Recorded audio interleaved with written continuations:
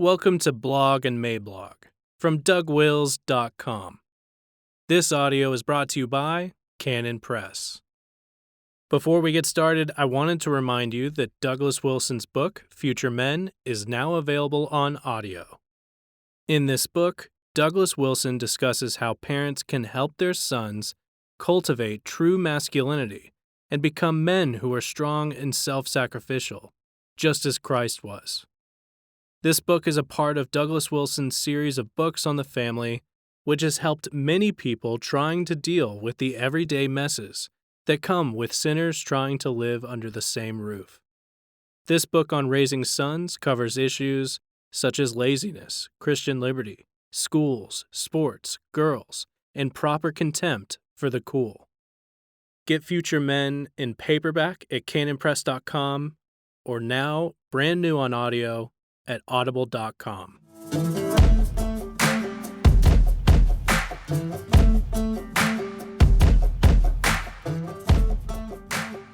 Unleashing My Inner Tozer, February 19th, 2020. Introduction. Just when my life starts getting back to normal, the Southern Baptists hear about it and start acting up again.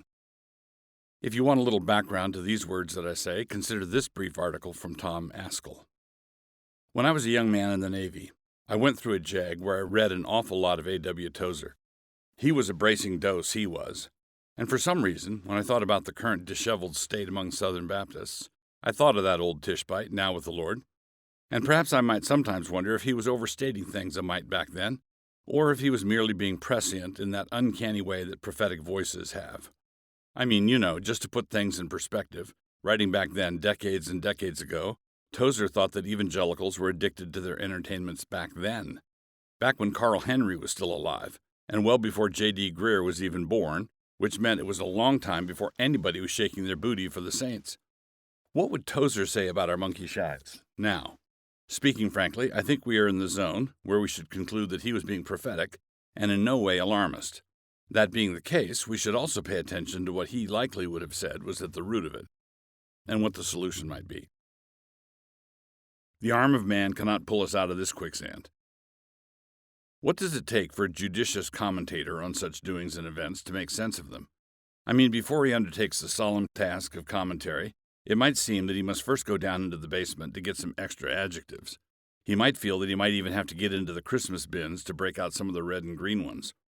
But this is a problem that cannot be fixed with a rant, however colorful and on point it might be.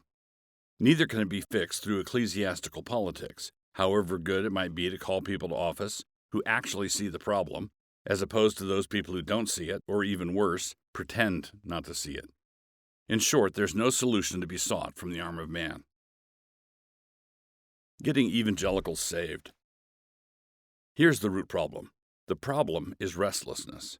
There is no Sabbath in the modern evangelical world, which means, since Christ is our Sabbath, that there is no Christ. These things are happening to us because of widespread Christlessness. Gospel Sabbath does not exclude hard work, and indeed it presupposes it.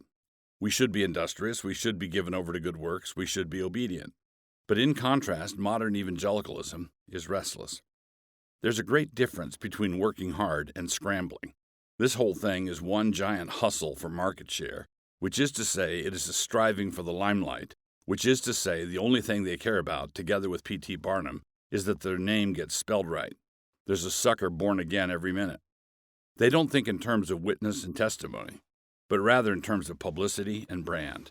The entire evangelical mega-world is in hot pursuit of the mirage created by self-promotion.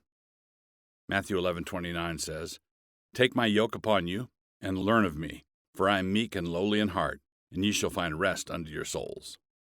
By way of contrast, Christ promises rest for the soul, which is the last thing our hustlers for market share want. They don't want it, and they certainly don't want to offer it to the consumer. They are shopping a product that has self-obsolescence built right in, just like the blood of bulls and goats. Made manifest. Nature will out. There are certain things which cannot be hidden away forever.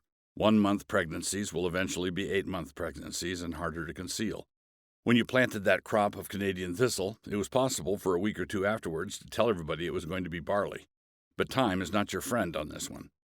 And so, whenever you have a large body of churchified people, but who are not born again, who are not regenerate, who are not converted to God, then at some point the demands of the flesh will start to be taken seriously.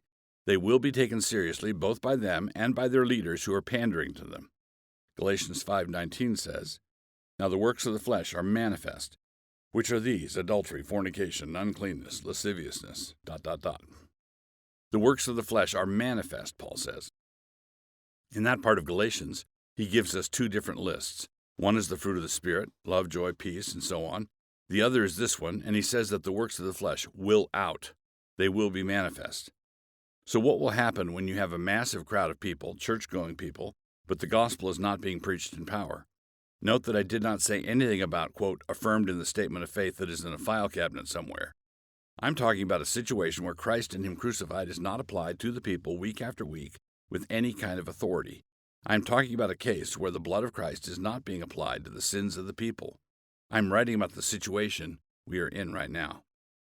In short, it is not possible, given where we are, not to have revoice conferences. In our day, if you will not have Christ, you will have revoice conferences.